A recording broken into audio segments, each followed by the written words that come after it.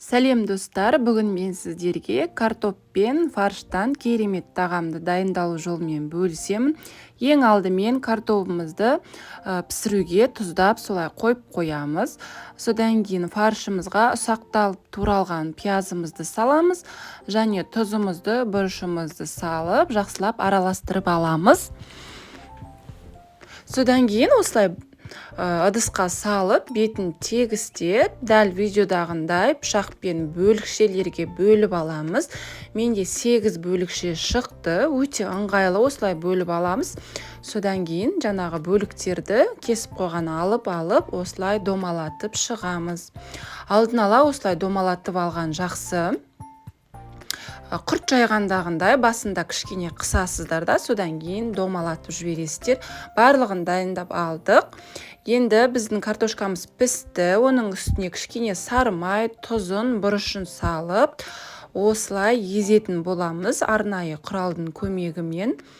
Үстіне бір жұмыртқа қосып, және тағы да араластырып аламыз. Сіздерде блендер болса, барлығын блендермен де араластыруға болады.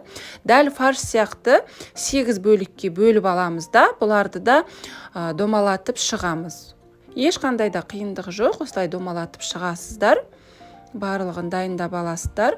Картопты осылай домалатқан кезде қолдарыңызды сулап алсаңыздар, қолдарыңызға қатты жабыспайды.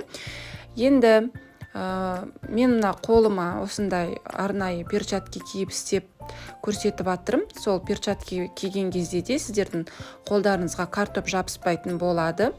Міне, картоптың ортасын осылай кішкене дөңгелетіп түсіріп, төмен қарай шұңқыр жасап, ортасына фаршымыз саламыз. Қолмен де істеп көрсетемін, перчаткидің көмегісіз. Қолмен істегенде қолдарыңыз кішкене сулы болса, сонда картоп жабыспайды. Осылай ұяшық етіп жасап шығамыз барлығын. Дайындап алдық. Енді қазір бұны духовкаға салып пісіретін боламыз. Осындай духовкаға салатын арнайы ыдысқа сары майымызды жағып, осылардың барлығын қойып шығамыз. Дәл видеодағындай қатты қиын емес, бірақ тамақтың дәмі ерекше болып шығады. Енді алдын ала қызып тұрған 200 градустағы пеште 25-30 минут осылай пісіріп аламыз. Содан кейін үстіне майонез не болмаса қаймақ салып шығасыздар. Кішкене сырды күштен өткізіп, бірге араластырып қосып жіберсеңіздер де ерекше дәмді болады. Менде сыр болған жоқ, сондықтан мен осылай қаймақты жағып шықтым. Қалауларыңызша арасына ас көк те қоссаңыздар болады. Ол әркімнің қалауына байланысты. Тағы да духовкаға бір 10 минут салып пісіріп аласыздар. Сол кезде сіздердің тамақтарыңыз дайын болады. Міндетті түрде жасап көріңіз.